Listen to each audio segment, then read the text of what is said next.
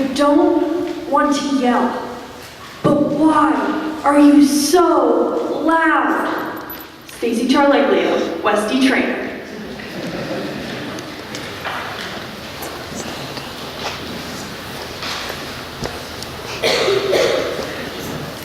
Loud is a way of life, Stephen Adler.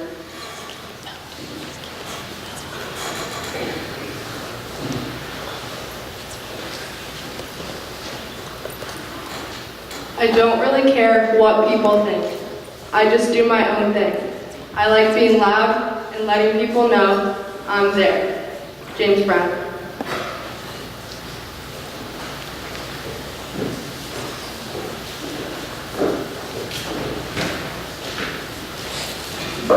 Good morning!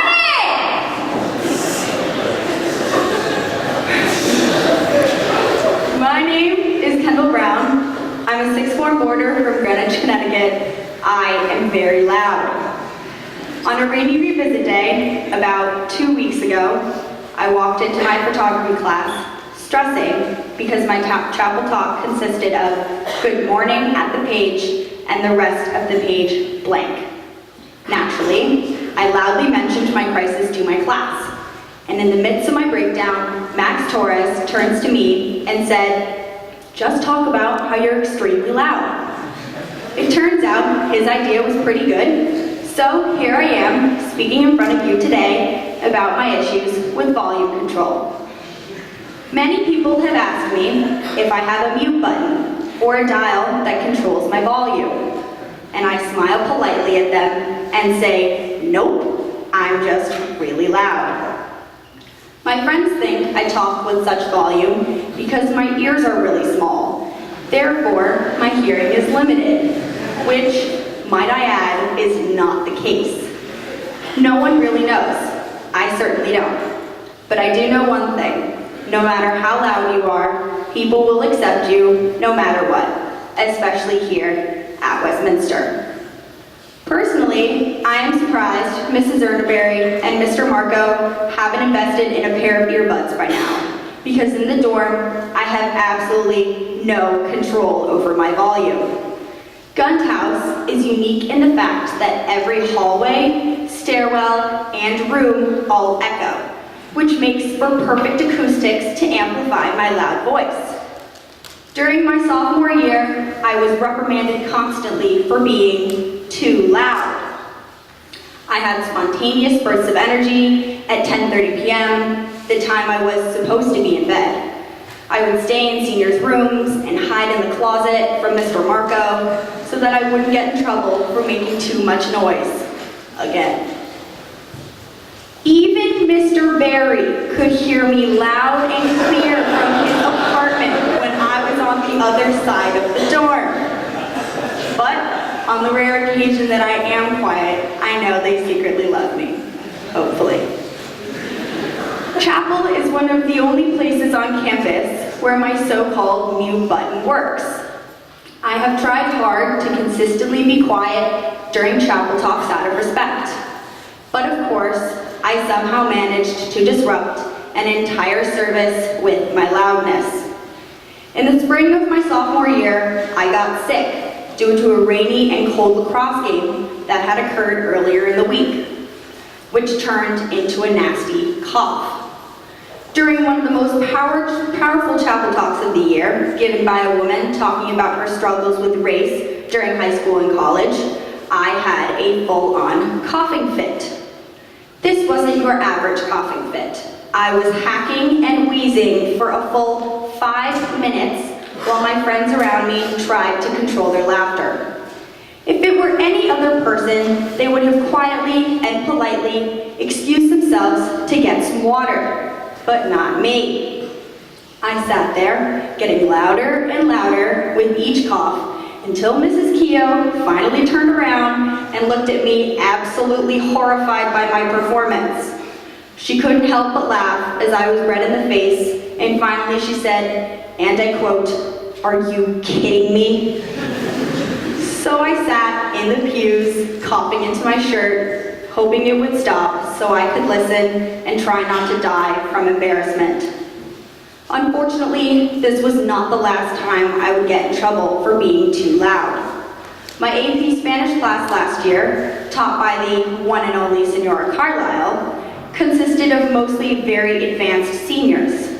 I struggled the entire year trying to convince Senora that I was in fact in the right class, and no, I did not belong in Spanish 1. All of my hard work in proving her wrong, and that I was in fact a good student, slipped away in the course of about 10 seconds. I was so overwhelmed with homework because it was junior year and the teachers were holding nothing back, that one night I didn't get to do my Spanish assignment. Hoping that the rest of my classmates had also not done the homework, I walked into class fairly confident. I swung the door open, looked around, no sign of Senora, so at the top of my lungs I said, "Did anyone do the homework? Because I for sure did not." I looked at all the stunned faces of my classmates and knew something was terribly wrong. In harmony, they all said, "Of course we did the homework." As they all stared at me, I turned around to see Senora at her desk, laughing as hard as she could from my stupidity. She had been crouched underneath her desk, looking for something, as I announced to my class that I had failed to do the homework. I am still teased about this mishap to this day. My mother recently hung a large wooden sign in our kitchen that reads, "In this house, we are real. We make mistakes. We say I'm sorry. We give second chances. We have fun. We give hugs. We offer forgiveness. We do loud, really well. We are family. We show love. But if you have ever stepped into my house while my brother and I are having an argument, you will need soundproof headphones." Each of us just gets louder and louder, arguing our point, until my mom has to step in as a moderator and calm us both down. So clearly, I didn't inherit a loud voice from my mom, which leads me to my dad. He is the king of loud, especially on Sunday. For example, both my brother and my dad will stand in a full, wide-legged squat, screaming at the TV while watching any Baltimore Ravens game. Over the years, I tried leading by his loud example, and as a result, my voice is heard at any sporting event. I have been told that I can be heard crystal clear from across Jackson Rink. Whether I am cheering for the team playing or having a simple conversation with the person next to me, somehow my sound travels very well to the other side. About 2 years ago, during the Stanley Cup playoffs, the Rangers had made it to Game 7. For those of you who don't know what that means, it was the game deciding whether they would go to the championship or not. Lily Von Stoddy and I had dedicated most of our time to watching each game leading up to this final matchup. We both thought that the basement of Gunn seemed pretty soundproof, so naturally we didn't do our homework so that we could watch the game. After 3 periods, a Mrs. Erneberry scare, and 2 bottles of water from all the yelling, the game was tied at 2-2 and went into overtime. What happened next? Well, the Rangers scored, and we both went absolutely crazy. Then, the whole dorm woke up due to our celebration. Lily ran around the basement, half laughing, half crying, while I jumped up and down, screaming who knows what at the top of my lungs. Needless to say, those on the first floor were not thrilled from the noise, and those on the second floor thought someone was dying because all they could hear from down below was screaming. What many would call obnoxiously loud, I call dedication. I feel that there is only one place where my loud voice is truly accepted, and that is on the athletic field. I can scream, yell, call for the ball as loud as I want to, and not a single person can tell me to be quiet.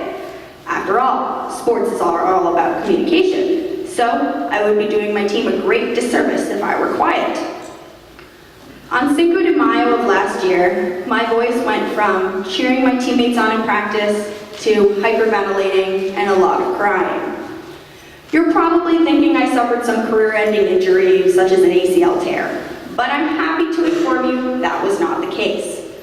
In the midst of what was supposed to be a fun and light practice, I fell on the turf, and as I fell, I landed and twisted my elbow and heard a faint crack beneath me. I had fractured my elbow and would be out for 6 weeks. All of a sudden, I was no longer going to be a loud voice on the field. Instead, I became an even louder voice on the sidelines. I decided to take my unfortunate accident and turn it into what I called Project Ultimate Cheerleader. As I stood on the sidelines of the remaining games of our season, next to, also injured at the time, Emily Burstein and Fraser Allen, I somehow managed to destroy the eardrums of the girls waiting to be subbed in, the managers, the coaches, Stacy, and possibly any person near our bench. I may have been taken out of the game, but my voice certainly wasn't. It may seem strange, but sometimes I wish I wasn't so loud. I believe that there's a value in being quiet. In most settings, being quiet is a sign of respect, like in a theater or listening to a chapel talk. Some of the most successful people in the world were quiet before they decided to voice their ideas. Albert Einstein didn't talk until he was 4, and he's a widely renowned and respected scientist around the world. I'm not saying I wish I was quiet, because I have come to appreciate and embrace my loud voice, but I've also come to understand there is a time and a place to be loud, and it takes making mistakes to know exactly when that is.